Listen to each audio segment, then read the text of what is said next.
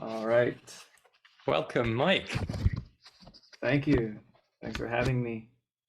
Pleasure to be talking. Been a lot of typing between us over the years, and yeah, it's you can come to know somebody quite well these days with all the different conduits for typing, but it's not the same as even through a screen being able to look at each other and have a proper conversation. So, thank you for taking up my invitation, and yeah, I'm looking forward to exploring, what it would be like to actually be speaking in real time rather than just typing an exchange of messages. And just to clarify for those who don't know me or don't know Mike, we've both been talking about yoga on the internet, and Mike has put together a Facebook group with thousands of members now, I think, focusing on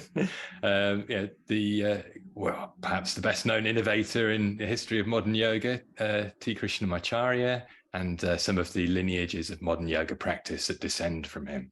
So some of the best known are, household names in the yoga world, particularly B.K.S, Iyengar and K, Pattabhi Jois, but they're far from the only ones. And I wonder if you could illuminate for some who might not know some of the other names who are important in that lineage.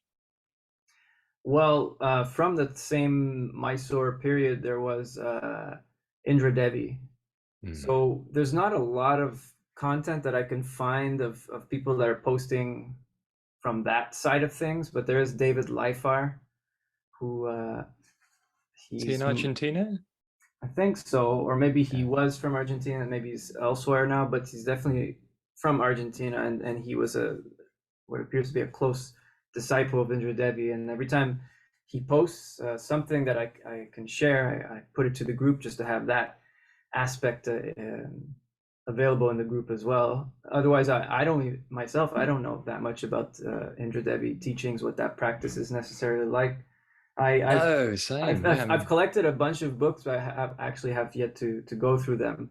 I just thumbed through them, and they're interesting, and I could see that what she was taught was obviously different than the Ashtanga Vinyasa series that was being taught during that same period in the Mysore years. But beyond that, I haven't gone into depth about it or seen the subtlety of what the breathing is like necessarily. Although it seems like she is talking about a breathing practice. I just don't know how similar it is to what we see with Desikachar, for instance. So I don't know.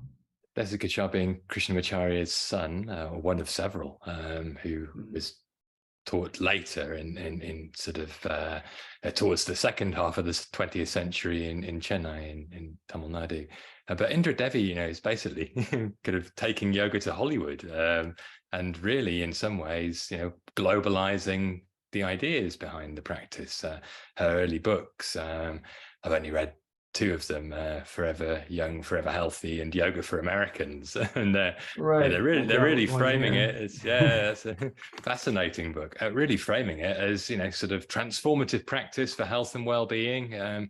It'll make you look good. There's a funny bit in Forever Young, Forever Healthy at the back, which almost sounds like a women's magazine advice column, half shaming people while at the same time lifting them up and telling them you can be better than this. So it's quite interesting to see that combined with obviously deep immersion in traditional yoga. I'm just curious how that strikes you compared to most of the others in the lineage who do seem to, partly they were more Indian to begin with, but do seem to have spoken more of a traditional yoga language. Right. Yeah, I could see your point there, and it's certainly valid. Yeah, she's just coming from where she was coming from. I should read that bio that came out. The Goddess Pose, by Michelle Goldberg. That's a good read, yeah. But yeah, it just seems like she was admittedly not Indian herself, so what she's presenting is her perspective. She didn't spend time with Krishnamacharya beyond probably 2 years, or I don't know how long. Less, it was I think, a short even, time. Yeah. It was just practice. Less than Iyengar even. Yeah. I think she just it was mostly about diet and practice that she was learning from him. But then I was thumbing through the books, and she's even saying that she discourages the practice of pranayama, which I thought was interesting, because with Ramaswami, Desikachar, and Mohan, like they're all teaching pranayama. So I should look at it more closely. 'Cause like I said, I don't know Indra Devi's teachings too well, but it seems like she's sort of cautious about pranayama, which I found interesting. I guess, I mean, if Iyengar's experience is anything to go by, Krishnamacharya at that stage was perhaps more reluctant to teach pranayama. He certainly didn't teach any to Iyengar, and Iyengar muddled along, struggling for quite some time. So obviously he emphasized some breath to Indra Devi because she went and wrote about having been taught it. But I just wonder if breath became more of a focus, you think, for Krishnamacharya over the years, and if so, why he was highlighting that more, perhaps, in the teaching that's been transmitted by some of his later students? Well, I don't. It's hard to say. I mean, even in 1934, the Yoga Makaranda, there's instructions of the breath that are quite significant. I think that are taught by people like Ramaswamy and Desikachar and those folks. Otherwise, with Indra Devi, I'm not sure where her caution is coming from. She talks about how she had an experience where she was practicing to raise Kundalini. But she also learned from other teachers, so it's hard to say, and I haven't delved into it to be able to parse what's from which teacher and what's not. But yeah, she talks about like an experience of raising energy, and then she had some sort of negative episode that followed, and she was saying that she didn't realize that she was also supposed to bring the energy down after to balance it. And I haven't really come across this kind of teaching in Krishnamacharya teaching, so I'm almost certain it's maybe coming from another teacher that she has this supposition about the pranayama and a certain reluctance about it and caution, because otherwise, even in Yoga Makaranda, he's talking about kumbhaka and asanas. That's not even transmitted in the practice of Pattabhi Jois nor of B.K.S. Iyengar. But Desikachar teaches it, Ramaswamy teaches it.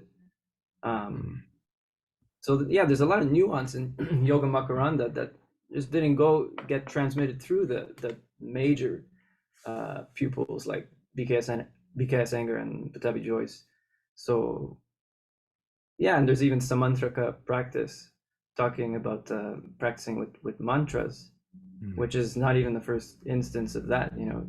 It appears in the Giranda Samhita. No, absolutely. Yeah, it goes back a long way. Yeah. Yeah. It's Yoga interesting. Yajna Valkyrie. It's interesting though that what he seems to be doing is drawing on lots of strands and very deeply studying for himself, but presenting, what the situation requires. So in his early teaching career, he had a specific task, really. He was, hired as kind of in-house tutor to the royal family, effectively, and then took on other tasks as and when, for example, ministering to Indra Devi when she rocks up and gets the Maharaja to basically tell him to teach her. But I guess later in life, things broadened out a bit. And I wonder if you could just say a little bit for those who maybe don't know so much about some of those teachers, particularly Ramaswamy, who has had clearly a significant influence on you, what it is that they're teaching and how that differs from what people might be more familiar with as Ashtanga Yoga or Iyengar Yoga. Right. Well, it's a good question, because it is true that the teaching of those teachers is relatively lesser known to that of B.K.S. Iyengar and Pattabhi Jois. It's notable to mention that T.K.V. Desikachar is the middle brother. There's an older brother that we don't know much about. I think his name is Srinivasan, and he decided to not teach. I don't think it's been written somewhere that he decided to focus on Mimamsa and was really into the darshanas, but I don't know if he was teaching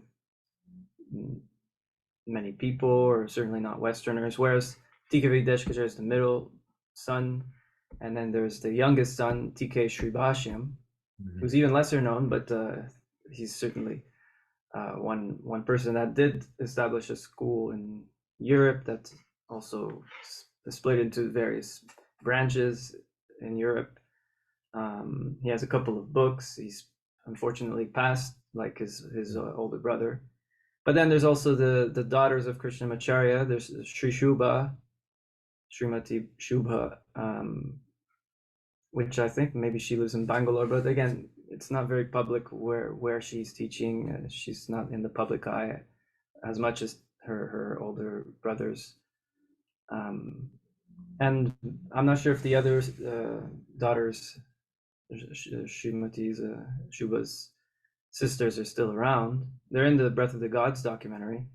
Yeah, that's a good watch for getting an overview of a sort of completely different perspective on practice in a way. I mean, he does in that film, the director, go and talk to Iyengar and Pattabhi Jois while they were both still alive, but then goes off the deep end into a much deeper form of practice in some ways, as you're talking about breath retention, kumbhaka, part of the practice, and a much slower approach. And again, I'm just curious if you could characterize, because I know you've got experience in both Iyengar and Ashtanga yoga, almost how it feels in the body and mind to be approaching yoga in that way, rather than the more jumping around or drill instructor get your body aligned kind of a way.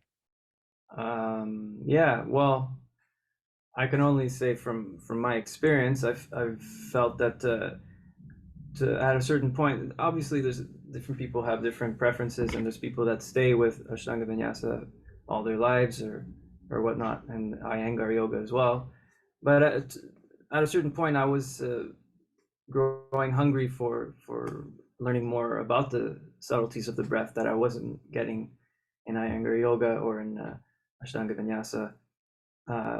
Also wanting to learn about the Yoga Sutras, and I was seeing that Ramaswamy was a teacher. He is still teaching many texts other than the Yoga Sutras, texts that he learned from his teacher, and that's the side of Krishnamacharya that's often not emphasized, that he was actually also a scholar practitioner, or I don't know, you were talking about a semantic nuance, practitioner, scholar, or scholar practitioner. I don't know about that, but well, it's a good point. I think he might be one of the few who was probably both equally in some way. I mean, he was obviously a devoted yoga practitioner and teacher, but he does seem to have been a yoga nerd when it came to textual study. And in fact, as we were just sort of preparing to talk, I was reaching for this, which a friend lent me, which is a very early publication of Ramaswamy's talking about. It's called The Basic Tenets of Patanjali Yoga. So this, I don't know when it was, but it's probably the 1970s by the looks of it. Wow, you actually have a copy of it, because I have a PDF that he's given to his students, but that's an actual copy from the original publication. Yeah, no, it belongs to Ranju Roy, and I should return it, but he very kindly lent it to me, but along with a bunch of other texts that I've not properly delved into, and I suddenly realized I really ought to. But you're right, yeah, there's emphasis on, I mean, there's a lot of curiosity, I think, amongst practitioners in all of these branches of the Krishnamacharya tradition, because Iyengar in his later life did talk about philosophy, and certainly put it in his books enough that people feel they ought to know more about it than they perhaps do, but they tend to mainly read his books. And in the Ashtanga world, talking about yoga philosophy, as I do quite a bit in public, a large number of people who want to study are from that practice background. They've got I guess, an association, even through the naming of that practice, with the idea that there's more to it. There's 8 parts, Ashtanga, and not just therefore the physical dynamism. And so they are curious, but there isn't somewhere to turn to so much in the average yoga shala. People know the text, they might recite them, they might have some immersion in them. Some teachers are really drawn to philosophy, but it's not everyone's cup of tea. And I think that's really the question that sort of stays with me as I think more and more about yoga. What is the function of philosophy in relation to practice? Why do we need to immerse ourselves in this sort of thing? Well, there's a quote that's supposedly from Krishnamacharya that Mohan brings up, who's also, I guess I didn't mention, he's also one of these people from this Madras Chennai years, A.G. Mohan. I'm just paraphrasing, I can't find the exact words, but basically to the effect of study without practice there's not much of use, because it's just intellectual pursuit, whereas practice without study is dangerous, and because it's blind. So it's important to do both. So that's an interesting perspective, and that's generally the spirit of the way Ramaswamy teaches as well, that it's important to consider both, and it's not just a philosophy that's theoretical and intellectual, but it's something very practical. And yeah, it guides the practice. It gives us an understanding of what's the greater context, instead of what we end up doing if we just externally are exposed to a physical practice without being exposed to what is the context of all of this. And what do you think that context is for a 21st century practitioner,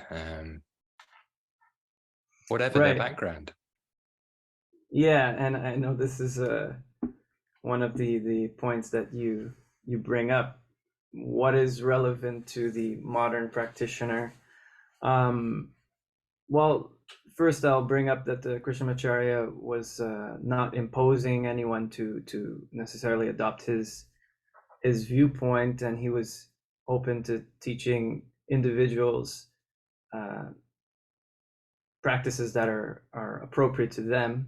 Ramaswamy talks about it, and Desikachar certainly spent a great deal of emphasis on teaching that approach of not having a single approach, but being just always teaching what's appropriate to whatever individual is seeking out yoga practice.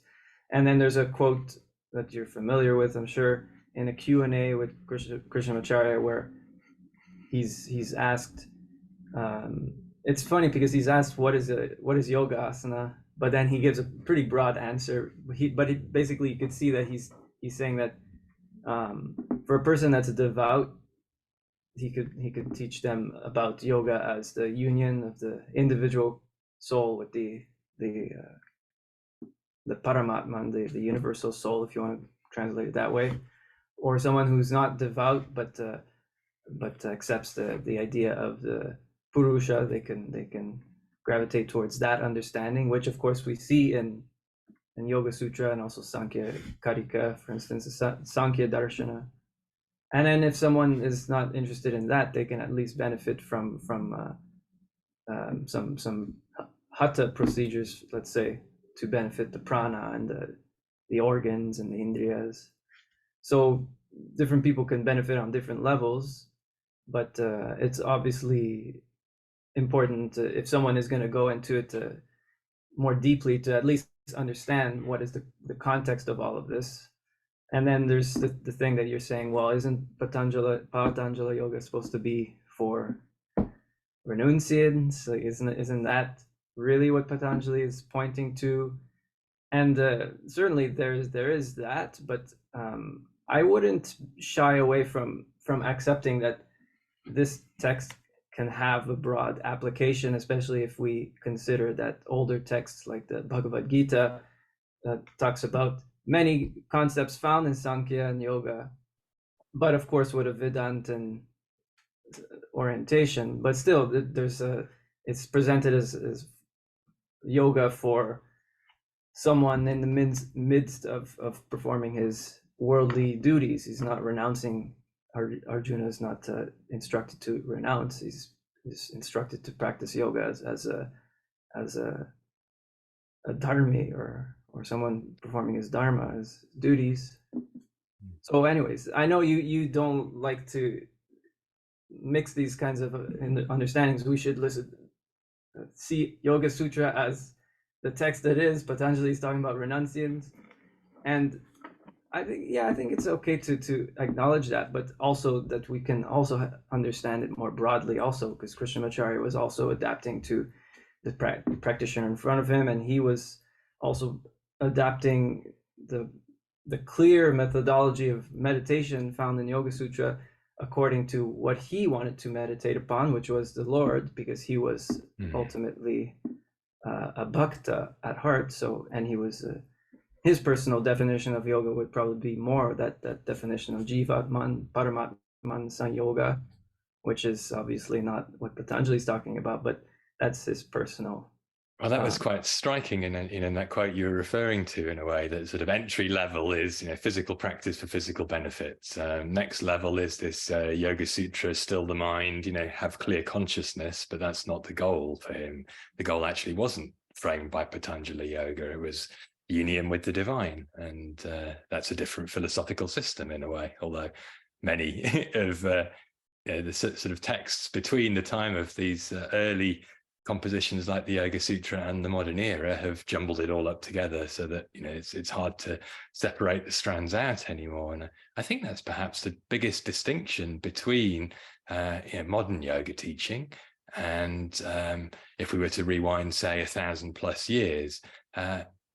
All of these different philosophical schools used to argue with each other and dispute the validity of each other and even reject each other. So Vedanta dismissed yoga and Sankhya as wrong.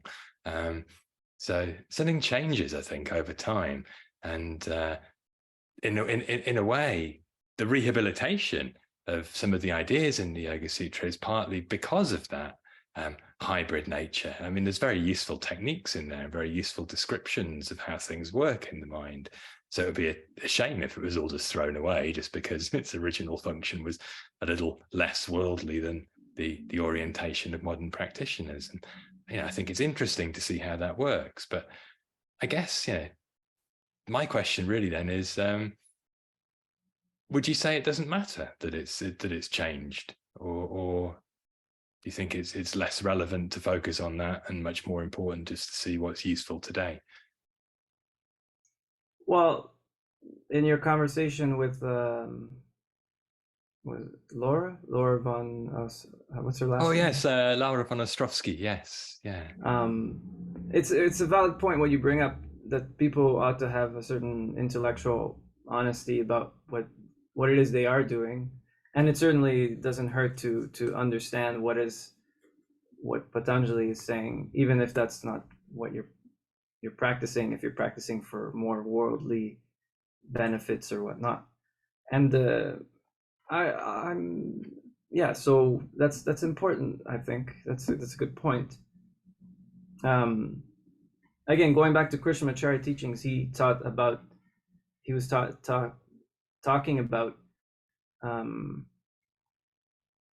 practice divided into different stages of life, which is also something that you see in traditional Indian thought, different ashrama dharmas, the student stage of life, and then the middle stage of life as a householder, etc. And then later on in life, one can retire to the forest, let's say, or become a sannyas, and that's part of this understanding, even within that, instead of necessarily having to adhere to a sannyasin life straight after the studentship years.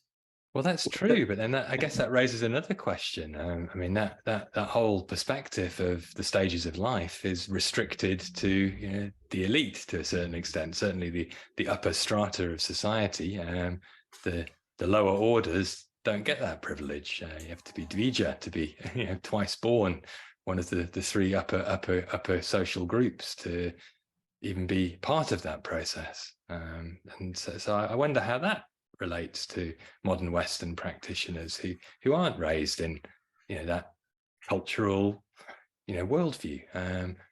Do we need to adapt things like that, or is it okay to refer to stages of life, even though we're also at the same time throwing away the idea that there's a social hierarchy? Right.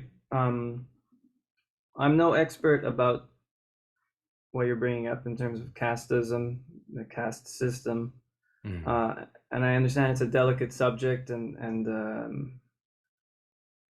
I don't know exactly the history, how it came about. I know there's many sincere Indian persons that are saying that it got distorted over time. I have to admit, I tend to sympathize with the people of India. So I pay attention to what they're trying to say. I understand what the academics are trying to say, and trying to look at the evidence and try to be objective. In any case, who knows what exactly has happened with the caste system. Again, this is a specific cultural context, and I think people in this century are trying to do better in any case, but obviously it's still, there's still things that are going on, and I should also highlight that India is not unique in this way. We also in the West have our own demons Oh, to 100%. face. I mean, in Canada we had these residential schools that really was awful for the indigenous people here, and there's discovery of mass graves behind some of these residential schools. It's horrible, right? And Of course. Catholic nuns that are inflicting corporal punishment, just as we think is unique sometimes to Iyengar, but but it seems like we were doing it too, weren't we? And so it's a relic of the past in a way.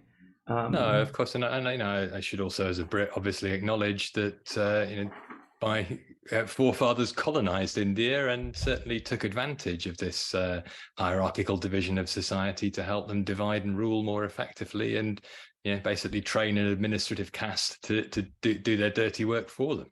So it's a complicated topic. I totally agree. I just I guess I just wonder how we relate to that as outsiders to that tradition, because technically we'd all be cast as sort of beyond the pale to a certain extent in the Vedic view of things. We'd be militias. We're barbarians from beyond the known world, and it's almost I think to me striking that people like Krishnamacharya were ultimately willing to teach foreigners and women, in the case of Indra Devi, who would have been seen by some as perhaps polluting. That's part of the whole structure of this focus on purity in the early Dharma texts that give instructions on how this all works. And so there does seem to be a real willingness to open these traditions up, and a real interest in doing so. And at the same time, then there's obviously some sort of onus on us who are being invited to participate, to treat them with respect. But what do we do when treating the traditions with respect jars with our sense of what's just? Should we just look the other way, or is it okay to be critical of some of the things that go on in lineage traditions? Okay, that's a loaded one, I guess. So let me just make sure I understand correctly what you're asking. To treat the tradition with respect, and if there's certain things that don't jive with our cultural sensibility, I mean, I don't think the negative things about caste system is what's being propagated when Krishnamacharya is talking about, let's say, the 3 stages, or if you want to say 4 stages of life, and Oh, I hear you. I mean, I guess in that context, I just wonder about the applicability of a very culturally specific metaphor to, globalized practitioner community that isn't part of that worldview. And some of that does sort of, in some way, continue to seed an acceptance of that ordering of society, in the same way that sometimes, I mean, Iyengar himself, I think, was quite a fan of the BJP, and didn't like to talk about that too much, but not that he was supporting the BJP by going to his institute in Pune, but politics is there in life. It's part, I mean, it's basically life is political. It's living in the polis, living in the city. And so I just, I wonder sometimes how we manage those tensions. And, I think these are active issues, and don't really want to focus our conversation wholly on that. I guess I'm more interested in the much bigger picture question of it, of how do we relate to a tradition when it's not actually a tradition in which we grew up, and how do we deal with the moments of tension? And the one that seems perhaps a lot more relevant to what we've discussed over the years is what happens when the stories that lineages tell about themselves don't stand up to scrutiny? Do we go with what the lineage says, or do we go with what evidence suggests? And that's in relation to Krishnamacharya, I think, where a lot of misunderstanding between scholars and practitioners has developed over the years, because there's been a lot of scholarly criticism of some of the stories that have been told. And obviously, that's uncomfortable reading and listening for people who are admirers of his gift to the world of yoga. And so I wonder how, again, sort of the two things that are in tension can coexist. Right, I understand. And of course you bring this up also because it's easy to find reference to something of this national pride in Yoga Makaranda. It's true. But of course, that's a pre-independence of India, so that's the context of that, and I can't help but feel sympathetic to the people of India in that instance where they were striving for their independence, and they were trying to preserve a lot of their cultural traditions that were being eradicated systematically. So, and Krishnamacharya was enlisted or employed by the Maharaja of Mysore, and it was the Maharaja of Mysore's mandate to try to preserve some of these cultural traditions, even going back to the Maharaja before him, etc. So, I mean, I'm sympathetic to that. As far as what's going on today, I'm not an expert, and obviously I don't condone oppression, and I don't think any sensible person condones oppression. No, I didn't suggest you would. It's more just should we say something, or should we all sort of feel a bit uncomfortable and not talk about it? I never quite know.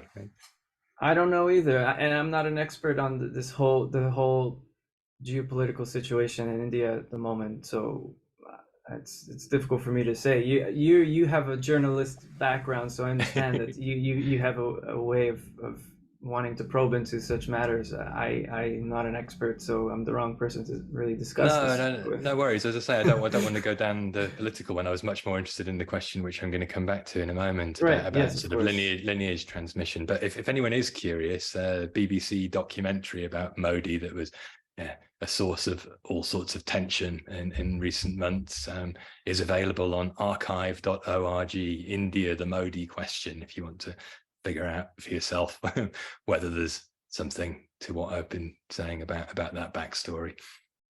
But moving on there, back to the sort of transmission of teachings, I suppose really what motivates it. I'll cut to the chase. Scrutiny. I'll be tradition blunt. standing up to scrutiny. Yeah, I mean it's basically, you used the phrase intellectual honesty, which was Laura's, and it's a good one.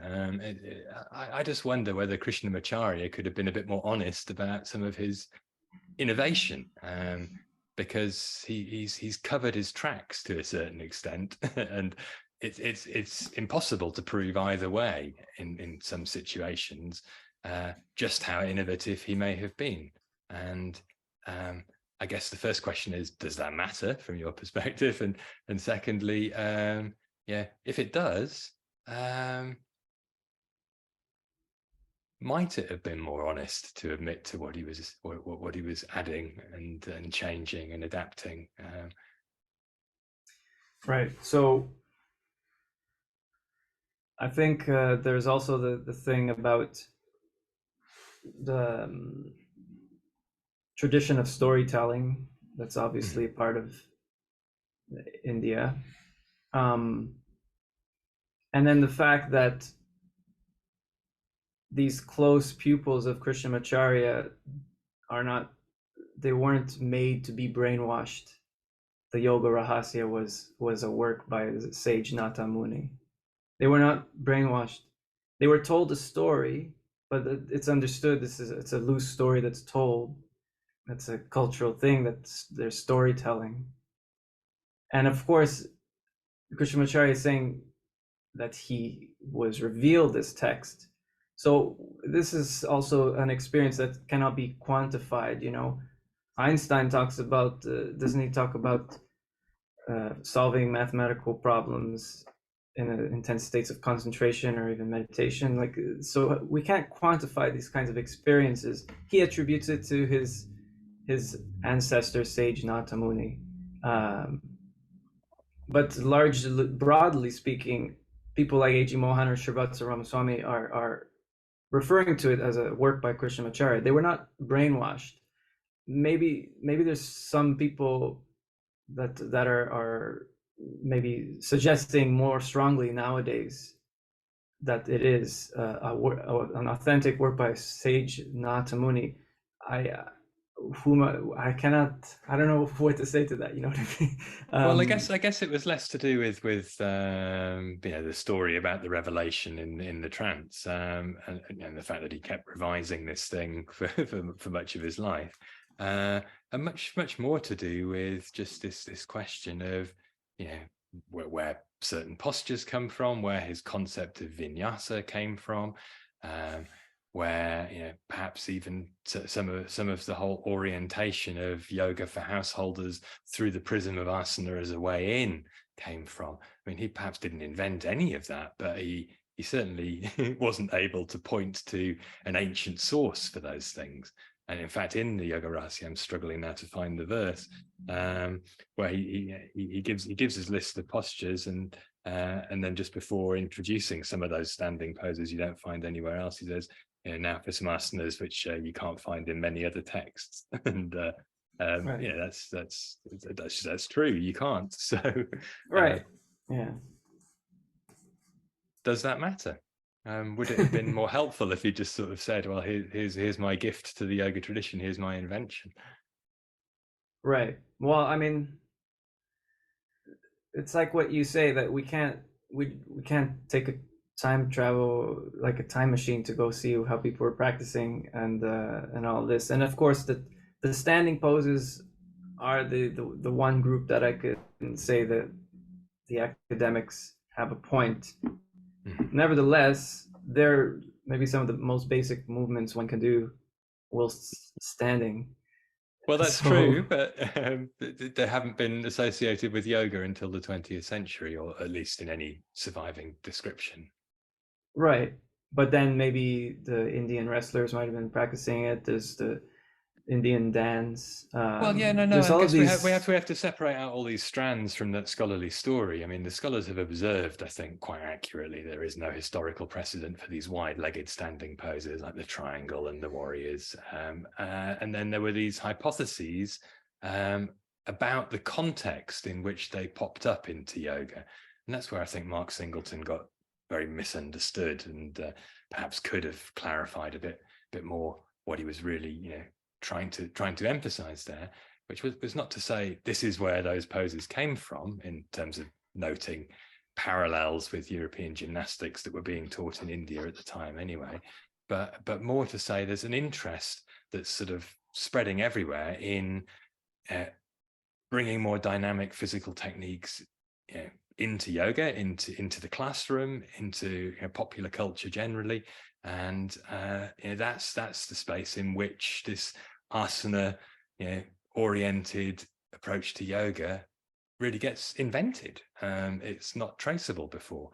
And so whether the poses themselves came from somebody dreaming them up, copying a wrestler, copying a dancer, copying a gymnast, doesn't really matter. It's still, they seem to have been an innovative development at that time in this context of a new interest in the body and cultivation of strength, flexibility, fitness, which really isn't emphasized. And apart from that one text, the Hattabhyasa Paddhati, which does talk about asana for strength in that way. Geranda Samhita also says that's its function, but there isn't something like a dynamic vinyasa style practice in the way that the word is used in the 21st century.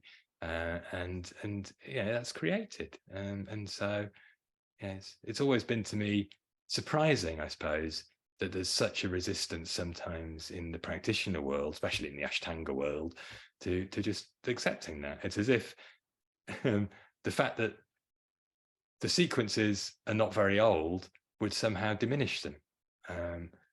And I've often wondered about why people want things to be older to make them seem more authentic.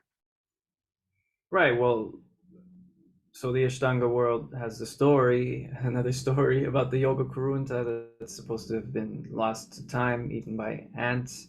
But then, like, you bring up the Hatha Vyasa Parati that Jason Birch has presented some research on, and also Kaivalya Dhamma Institute published a translation of the entire text, which is not just on asanas. It's a hatha text that covers yama niyama and the place of practice of the yoga and also the kriyas, and which gives a lot of details about kriyas and also pranayama, and lots of details about certain mudras that are of interest for people that are curious about the strange mudra practices that even Krishnamacharya dismissed. Yeah, they've got a heavy focus on Vajroli, hasn't it, at one point? Yeah. But anyways, there is a significant portion of that text that's on asanas. There's 112 asanas. That's right. Described. And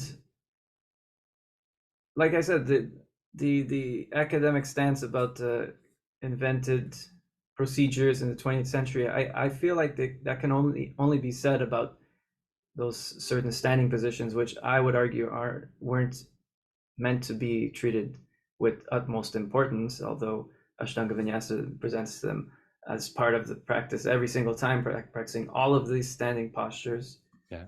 But then Krishnamacharya's book, he's not showing Ashtanga Vinyasa with all the standing poses at the beginning. He's trying to get to the floor to show Paschimottanasana even sooner than is in Ashtanga Vinyasa, because he's showing Paschimottanasana is an old asana, and it's obviously in the Hatha Pradipika and whatnot, and he's showing a way to get there.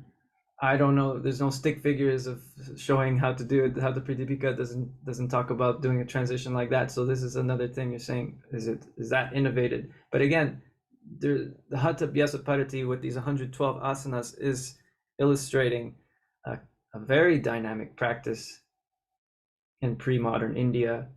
And I find that's significant. It's not showing the exact things, and maybe what Krishnamacharya's teaching is an innovation or development from that, or maybe the Hatha Vyasa Parati is just the tip of the iceberg. We don't know. But that's anyways, always true. Yeah, we have to acknowledge we have no idea how much we don't know, and there could be many missing things. But he was quite meticulous in the Yoga Makaranda. He names 27 source texts, and he also in his next text, I can never pronounce it correctly. Yogasana Galu. Yogasana Galu. Sorry, yeah. He lists other sources there as well, and so none of those have got the missing technique as well. So I think the theory that Jason Birch and Mark Singleton, put together as a result of looking at this in the article they published in 2019 was he's using that text to sanction his own innovations, because it's got a lot of the ingredients, and it's a great way of whether he's actually looked at the original or the version of it that's recycled in the Sri Tattvanidhi. He is able to demonstrate that something that looks new is also somehow connected to what's old.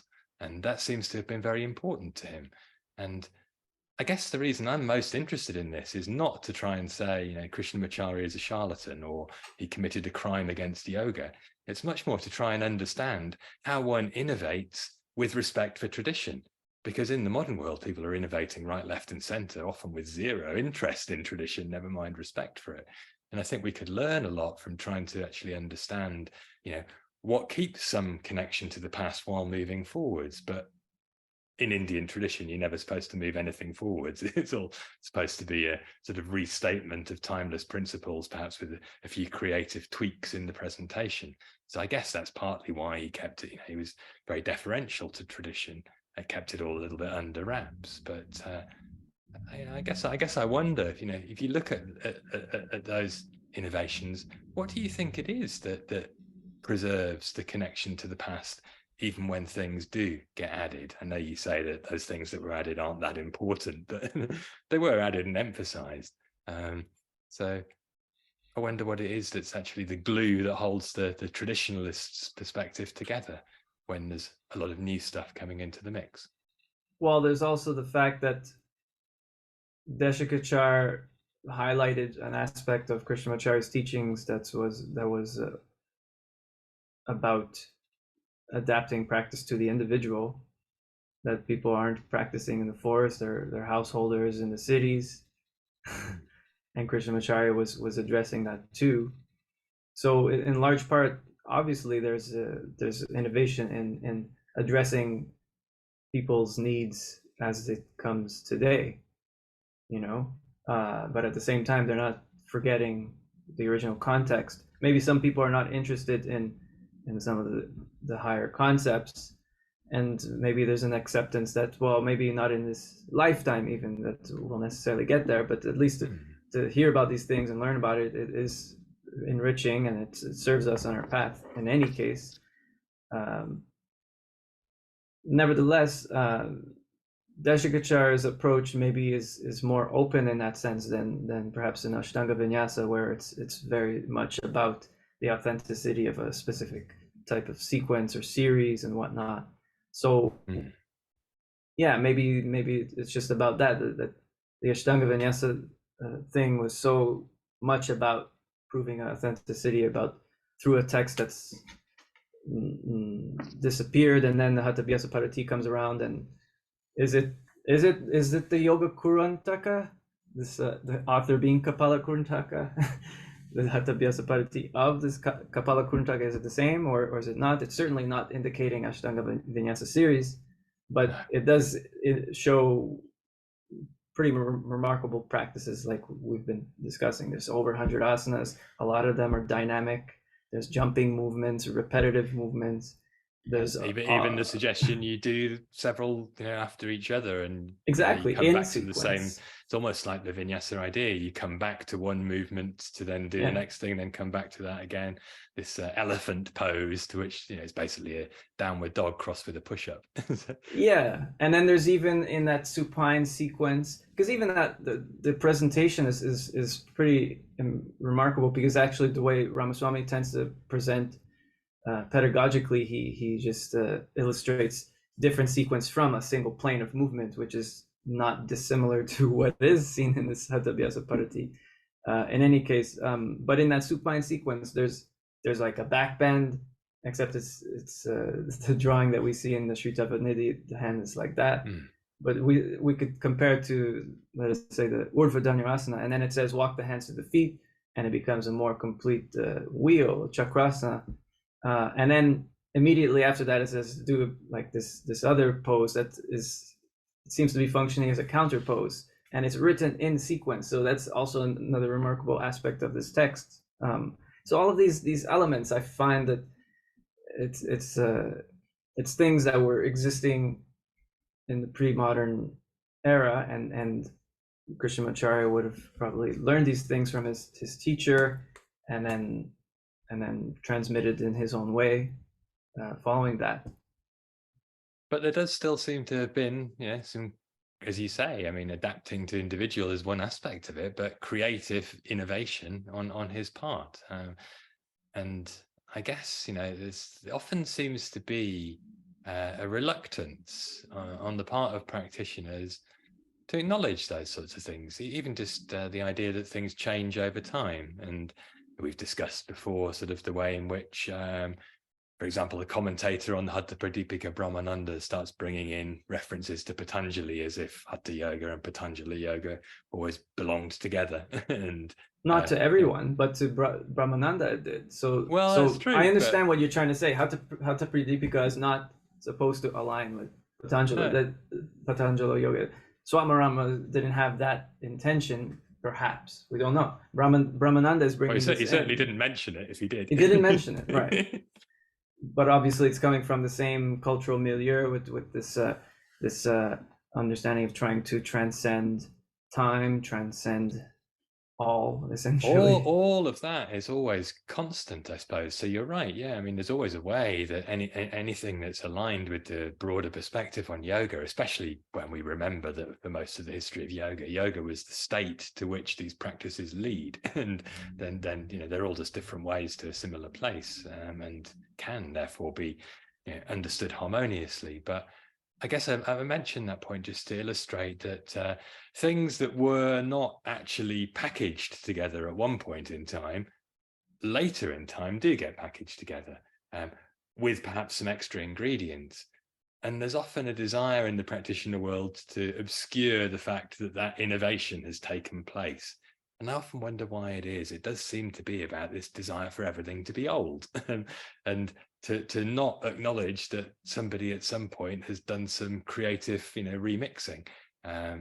And it's always seemed to me, especially, I mean, I'm not really a scholar. I've got a foot in both camps. Well, me neither. I don't have any credentials. Why are you talking to me? Well, I'm talking to you as a practitioner who's very sincere, who's very interested in it, who, whenever I've tried to discuss this before, has come back to me with something along the lines of, Krishnamacharya is very traditional. And yes, but no. And I think that's always sort of perplexed me. I wonder what's the attachment to this idea of it hasn't really changed, or there might have been an older way in which it was the same way. And what would be so bad if he had made up the whole lot? I'm not sure how to address that, but at the same time, it seems like you have a certain idea of what traditional means, and I have a certain different understanding that's a bit more fluid. Well, maybe that's what it is. But perhaps that's it. Yeah, let's define traditional then. What would you understand that word to mean? I don't know. It has to have a certain connection to the past. I think that's significant. But maybe you're seeing it too much in a sort of rigid way. I don't know. No, I would say actually perhaps I'm seeing it even less rigidly than you are in some sense, in that I think the etymology of the word tradition, it's coming from a Latin verb meaning to hand over. So it is this intergenerational connection of ideas being transmitted. But also there was this idea of handing somebody over for punishment and therefore betrayal. And so in the handing down of ideas, there's an implicit sort of change over time, perhaps even going at odds with what came before, and that's all perhaps still traditional. And I guess then, but if you're saying that Krishnamacharya is not traditional, then that's at odds with that definition, isn't it? Well, that's where I think we misunderstand one another. I have never tried to say that Krishnamacharya is not traditional. What I have said is that Krishnamacharya is innovating. I understand it's possible to be traditional while innovating, but I've not heard you say Krishnamacharya was a great innovator who contributed lots of new things. Right, I see what you're trying to say. Right. I mean, it's hard to say, right? I just keep pointing to what the evidence that there is, that there's this Hatha that's obviously not showing exactly what we see today. It's still predating Krishnamacharya's birth by a big chunk of time. So I don't know the development up until this teacher Ramamohan Brahmachari, which I know there's also people that think this teacher doesn't exist, which I think it's probably more likely that maybe Krishnamacharya didn't travel as far as he said he did. Maybe that was an inventive storytelling, but I do think he probably traveled somewhat. He's said to have gone to Varanasi. I mean, and then I don't deny that there's a teacher. Yeah, he had a teacher. He says the name Sri Ramamohan Brahmachari. So why should we doubt that this teacher existed? There's no reason to doubt it. I certainly wouldn't suggest that that's not true. But some people seem to. There are scholars who pick holes in the whole thing, because if you look at all the biographies closely enough, none of the facts align. So it's very hard to know who's got the right story and who hasn't. And if you pull on all of those threads, it starts to unravel, and you're left with nothing. And he wasn't a cipher; he clearly existed. So it's tricky, and that's the reality, I think, for most people. We none of us live our lives expecting to be documented and analyzed 100 years from now by some eggheads. We just get on with it, and so that's clearly what he did. But I do think, and the people who've studied this most closely, you mentioned Jason Birch and Mark Singleton as well. I know because of his contribution with Yoga Body, you're less inclined to have time for, but he's probably looked even more closely than Jason at Krishnamacharya, and together they've reached this conclusion that he's using that text as a springboard for his innovation, and it seems to me that's okay. And as I say, I think it's quite interesting to try and figure out what he was doing to try and anchor it. I mean, even the naming of this concept of vinyasa, which isn't named in that text, which isn't, as far as we can tell, anywhere else in previous yoga history. And I think it's in Yogamukaranda, isn't it? He says that there's all these charlatans out there these days who are teaching yoga without the appropriate vinyasas, and they've all lost sight of this ancient tradition, which is a great way of disguising that it's him who's invented it, and so no wonder nobody else is talking about it. Right. Well, the closest we get in even as far back as the Hatha Pradipika is the word vinyasya, which is it's just the placement. Yeah, just no, this of course stay is in a Sanskrit, certain position. language. Yeah, I mean, in Yeah. Nyasa, in the tantric traditions that have influenced physical yoga, is all about awakening subtle energies in the body, the placement of mantras Right. and visualization in specific locations. But So it's not a new word in any case. Like vinyasa, like vinyasya, like you see it in the description of Padmasana, I think in Hatha Pradipika. And then krama is a word that is understood to mean in steps, let's say. oh, well, absolutely. I mean, you've got So Vishnu with his 3 steps, but still, right. Krishnamacharya again there is obviously drawing with great knowledge on traditional ideas to spin his new ones, it seems to me. Right. I mean, that's the thing. Like maybe he took what his teacher said and saw how he can present it in a more coherent way. Maybe we could say that. And I don't maybe even think he I think created. it's surely more than that, though, isn't it? If there's no trace of using this term in that way, he's actually invented a term, and Well, maybe that's what he organized it in a coherent way. Maybe you could say a system, and he had to call it something, and he found the term vinyasa krama seemed appropriate. Perhaps, I don't know. that sounds very plausible to me, Mike. Yeah, I mean, I think that's really all I'm getting at here, and it's sometimes seemed to me perplexing that we've seemed so at odds about it, because I think we can see the same thing. And I guess what I always wondered was what you imagined, not specifically my agenda to be, but more the scholarly agenda with this. Is there a sense that scholars are somehow picking all that's precious to pieces until there's nothing left but dust, and they can show off their intellectual grinding skills, or is it something else? Well, David Gordon White is an interesting example where that chapter he wrote on Krishnamacharya seems to really. Oh, in his biography of the Yoga Sutra, you mean? Yeah, it seems like he's really trying to knock down Krishnamacharya, knock him down a peg or something, and I don't see what use that is. Is he trying to create doubt amongst the community of people that practice yoga as derived from this lineage tradition, broadly from Krishnamacharya? Are we supposed to feel doubt by reading this? Like, it's not written in a way that I find is totally respectful in that sense. It, like, the same facts can be presented in a more diplomatic way.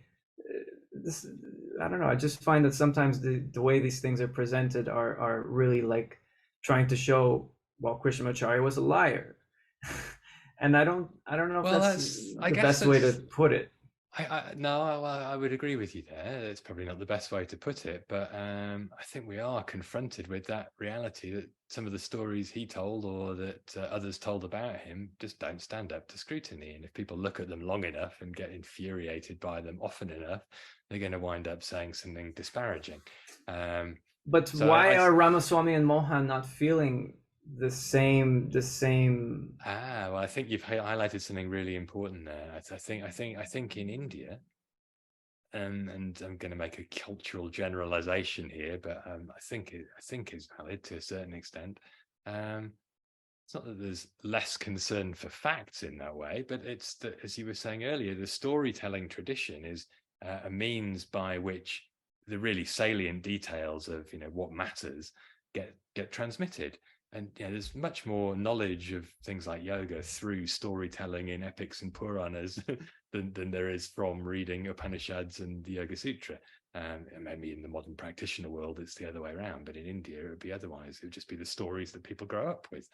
And I think also, if there is a cyclical view of time, including reincarnation, there's less of this Western fixation on getting the timeline right, because it ultimately doesn't matter, especially if it is all contained within a view of cycles of time that are epochal, that just come and go, and everything's happened so many times we can't even remember, and will happen again infinitely. It becomes not that history is not important, but that these are just minor details. And I think to the scholarly world, they are all that there is. and that's a clash of worldviews in that sense. That'd be my explanation. Right. Yeah, exactly. So, but coming back to your question, I think David Gordon White, my honest gut feeling, which is probably rude, and I should look him in the eye if I'm going to say this, but honestly think the impression he wants you to get from that is, look at how clever David Gordon White is. But perhaps, I don't know. It's difficult. You should have him on the show. Well, I should try. I mean, maybe he won't talk to me after that. Maybe he'll put me in my place. But these guys. Well, these guys. I'm happy. I put my foot in it right, left, and centre, Mike. I'm happy to do it again. But scholars know an enormous amount, and even when I disagree with what they do with that knowledge, as I guess I'm implicitly doing here by agreeing with you that chapter could have been written a little bit less sneeringly. Quite a lot of the book could have been written less sneeringly. In fact, he's wrong about the Yoga Sutra, as Jim Mallinson pointed out in a review of it. There's plenty of manuscripts in libraries. It didn't just vanish in the way that he tried to suggest. But as well as having all of that knowledge, it's what does one do with it? And there's a reason I'm not a scholar. I'm just not that interested in going that deep into some of the analysis of things. I mean, that's a rare book by a scholar aimed at a public audience. Usually scholars are writing for each other. And that's not my level of interest, I suppose. I don't have the Sanskrit skills to be a primary text translator. I don't have the sort of,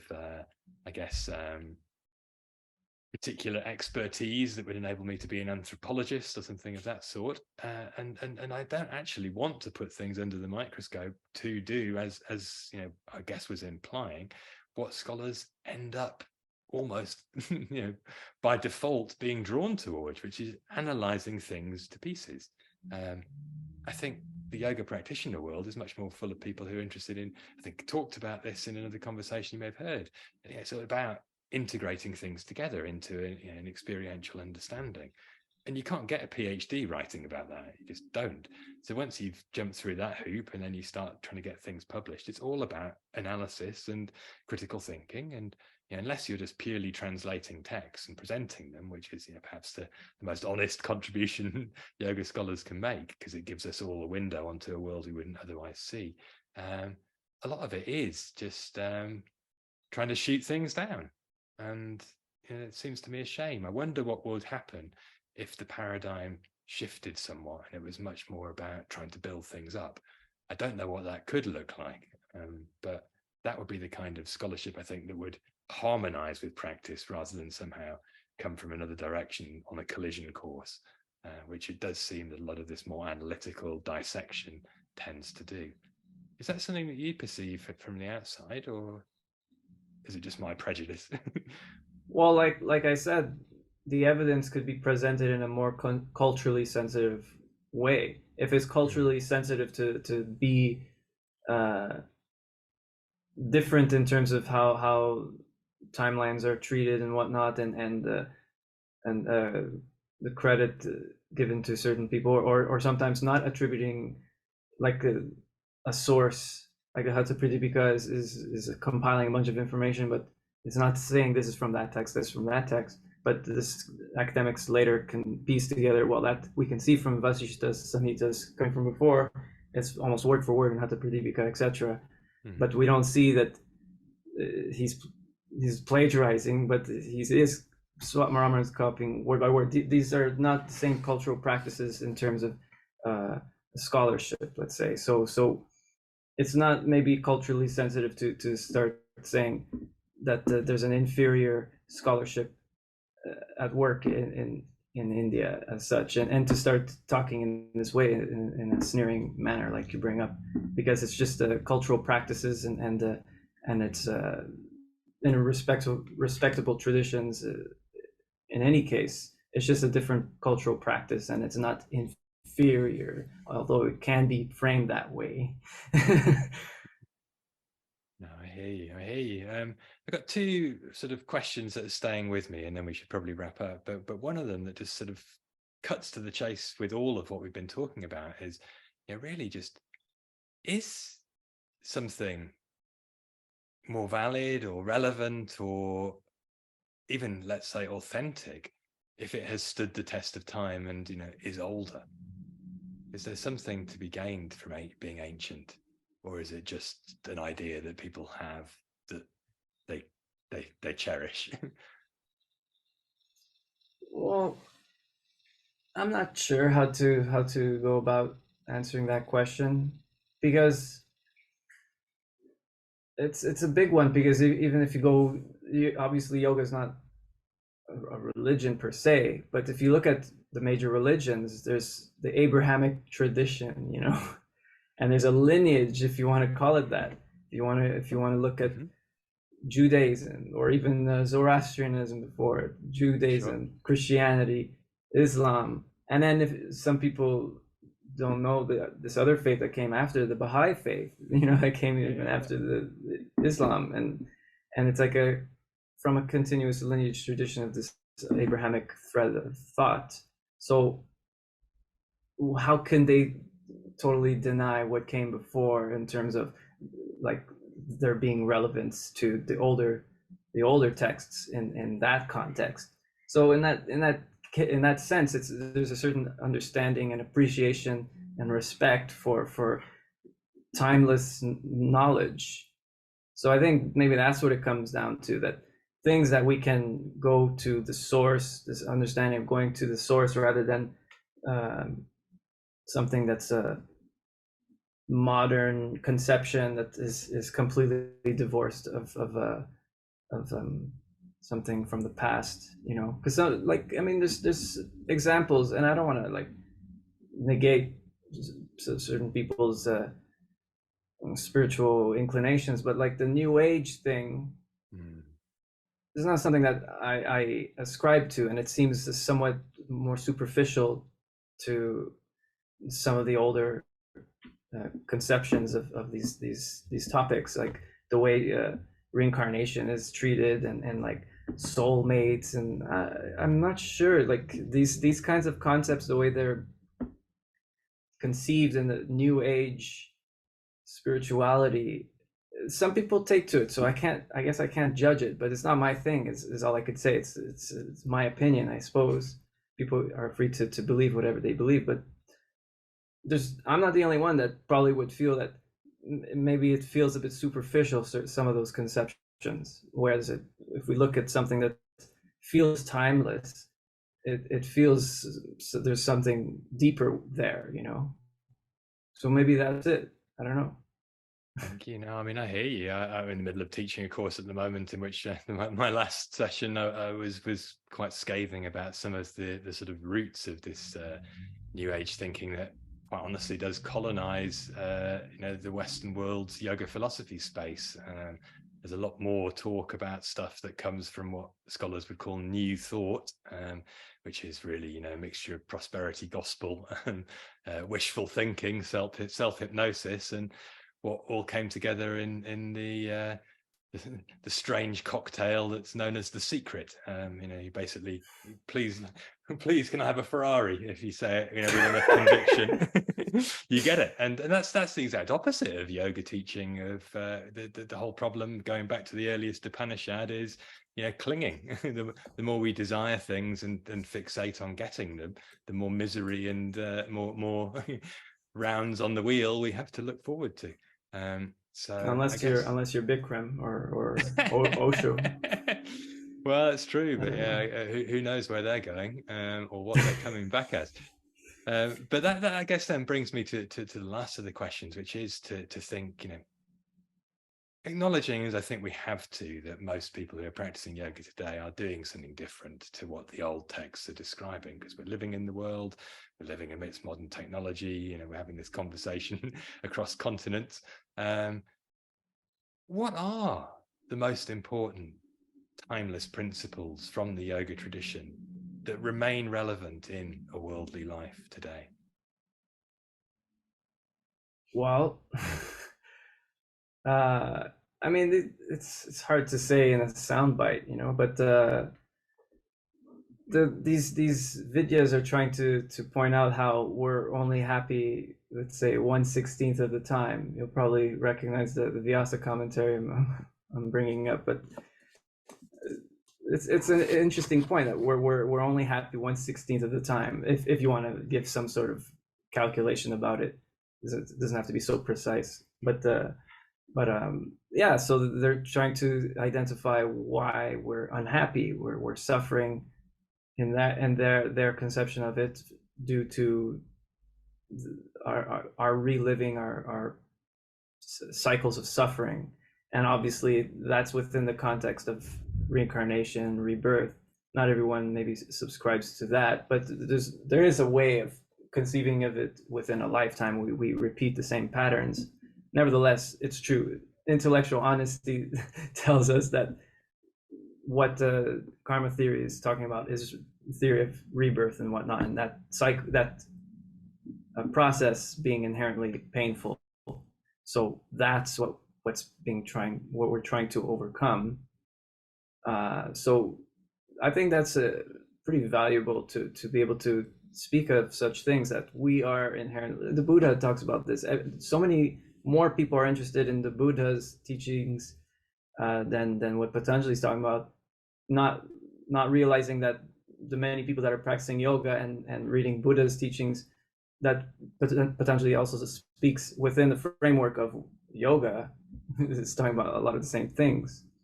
I mean, there's so much crossover there. It's quite probable that they're both different spins on the same shared pool of knowledge, and a lot of it was said by the Buddha before Patanjali came along. So it's debatable how much is yoga and how much is Buddhism in the end. Anyway, it's all a bit of a mix. It goes cross cultures, cross traditions. Right.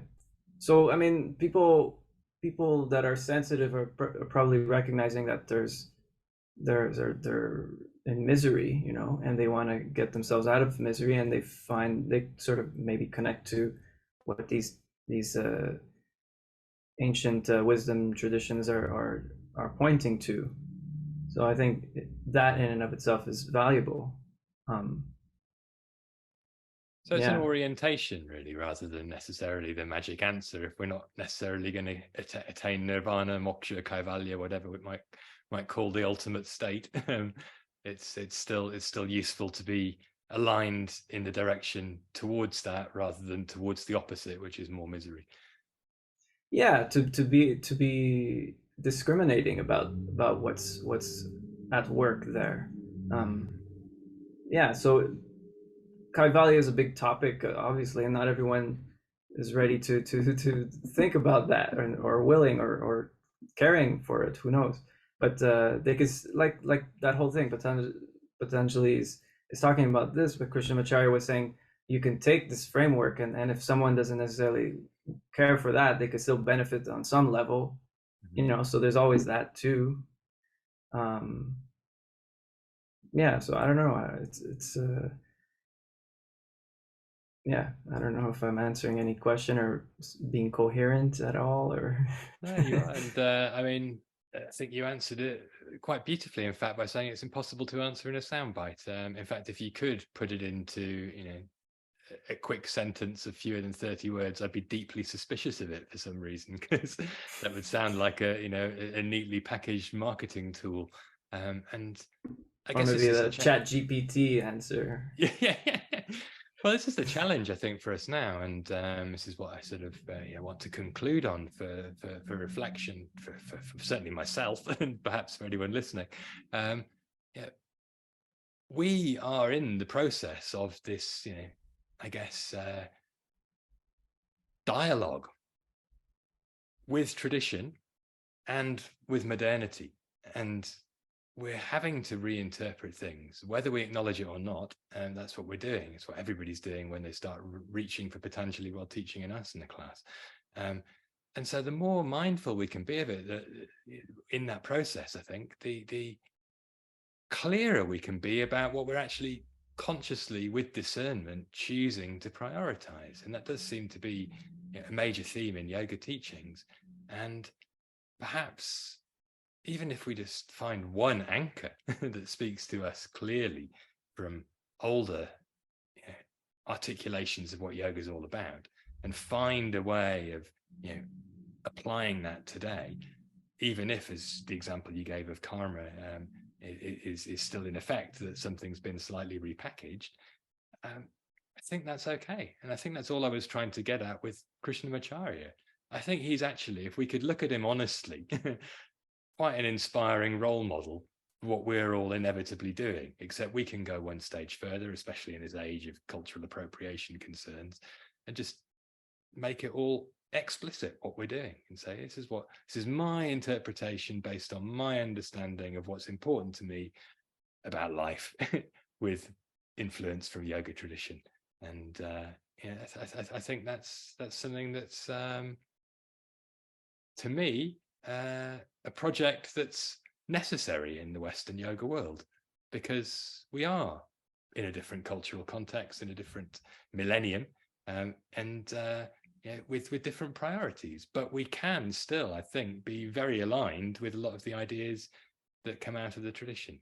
And I think when you mention the fact that people are more interested in Buddhism than they are in reading yoga texts, it's got a lot to do with the fact that the transmission of Buddhism to the West involved a lot of that conscious repackaging and the creation of things like the modern mindfulness movement.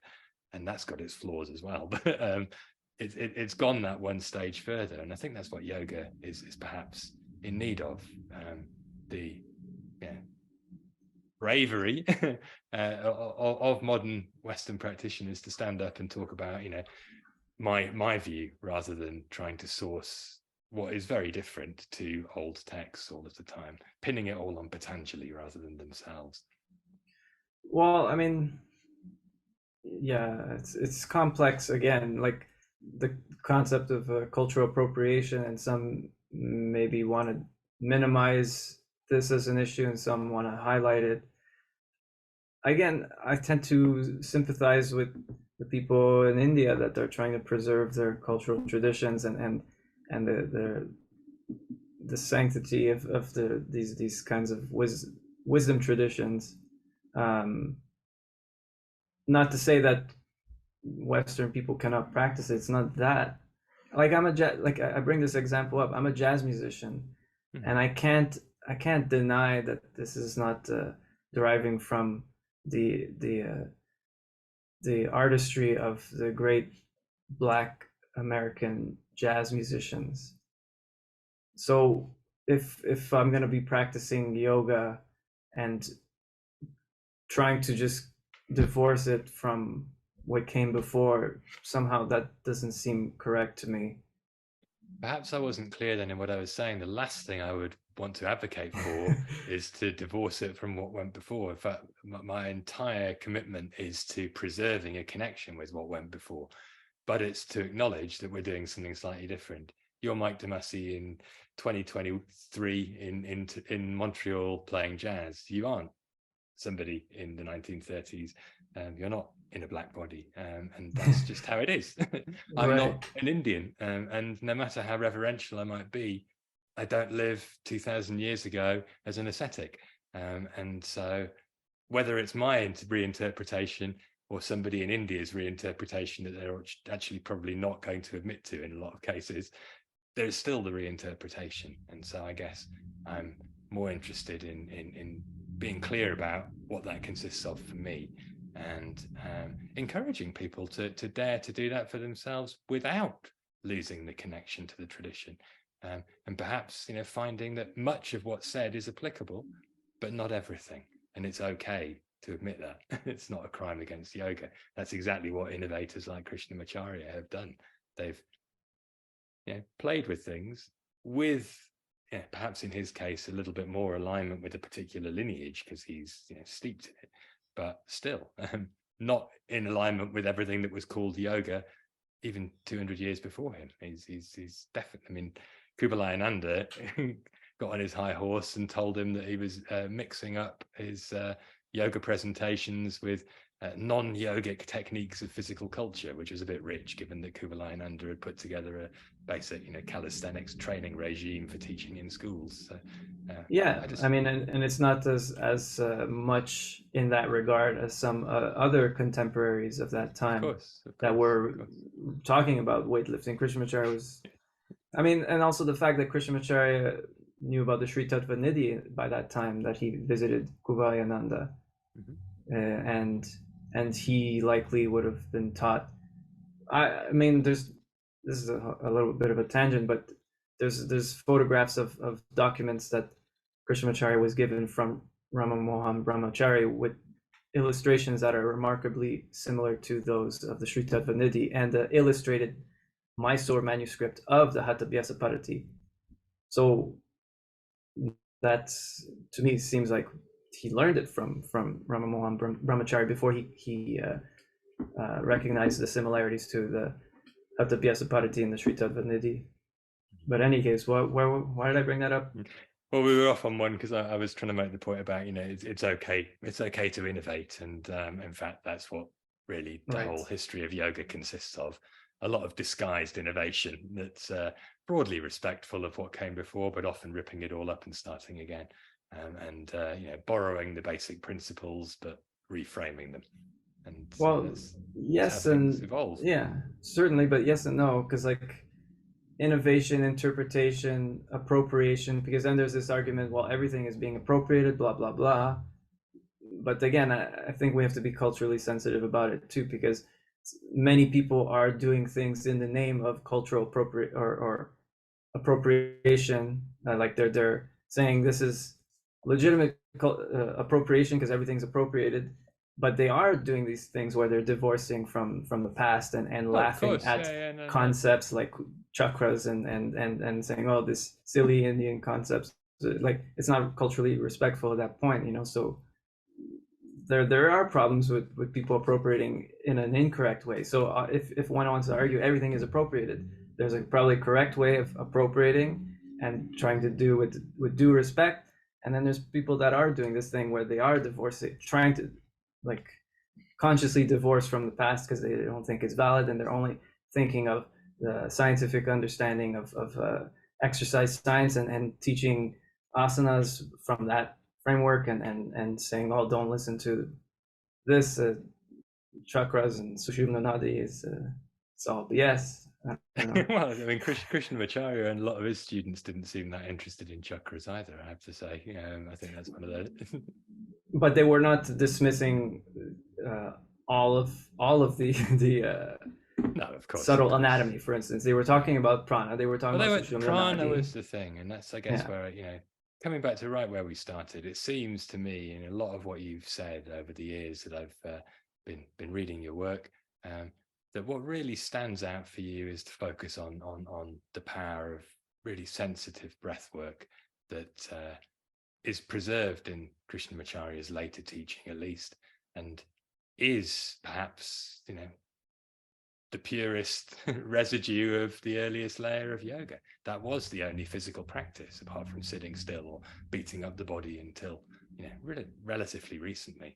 And so, I guess I'm curious if people wanted to just get a flavor of what it is that's excited you about that breath work, where could they turn? Where would be a good way in?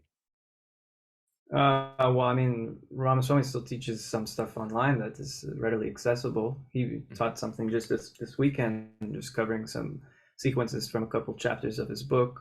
There's a bunch of people like myself that have learned from him. There's also pupils of Desikachar that are still actively teaching. Yeah, so there's people teaching. There's pupils of Sri Bhashyam that are teaching. Yeah, there's A.G. Mohan is still teaching. There's pupils of A.G. Mohan that are teaching. So there's avenues to look if one is inclined or interested in that. It's just it's not as widespread as your corner Ashtanga school or your corner Iyengar center or whatever.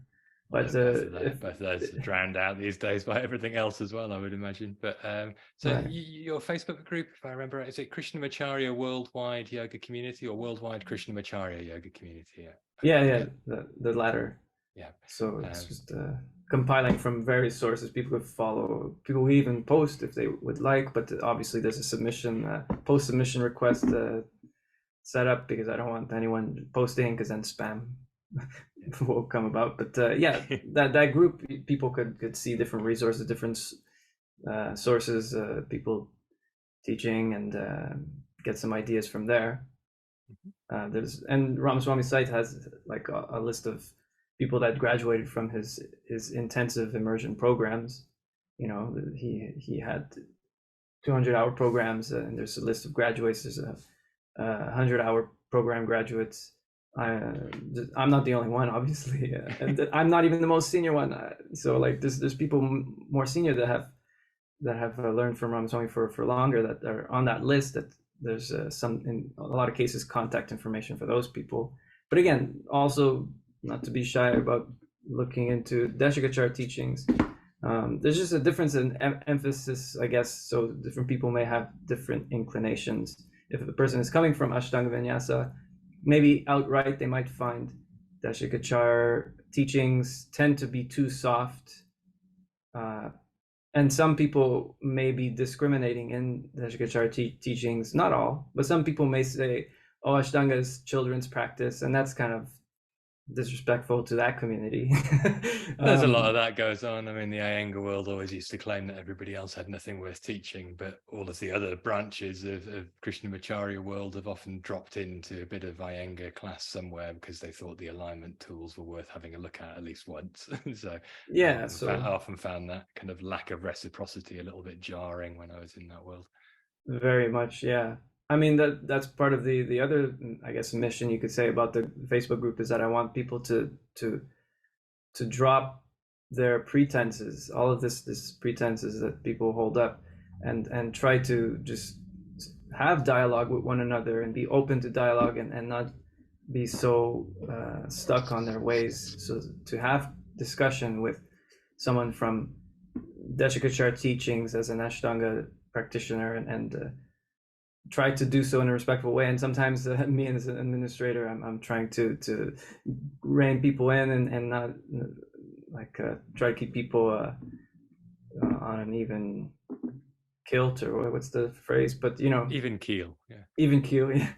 But so that's a challenge, but that's the mission. I hope people can this encouraging of inter-community dialogue is basically what I'm trying to get at, so that it's more like what you're describing. So there's less of this dogmatic tribal business, and it's more about this worldwide community, which is the name of the group. So we all could come together, learn from each other. We could still have our bias or preference right now, and maybe for a while, I'm a student of Ramaswamy's, and I find Desikachar teachings are quite complementary to that. They were very close colleagues. They're very much teaching the same system in a lot of respects. But yeah, so I consider myself a student of Ramaswamy, but I'm still open to dialogue with all the other communities, and I'm saying, I'm encouraging others to engage in that sort of dialogue. So that's the way forward, I hope. That's what I think. Thank you, Mike. No, I couldn't agree more. Dialogue's the answer. Thank you so much for sharing all of your knowledge and passion with me and with those listening today. I really appreciate it. It's been a real pleasure to chat. Well, thanks for having me, and I hope others may get some benefit of it from this chat. see some relevance. Yes. Well, thank you again. Thank you.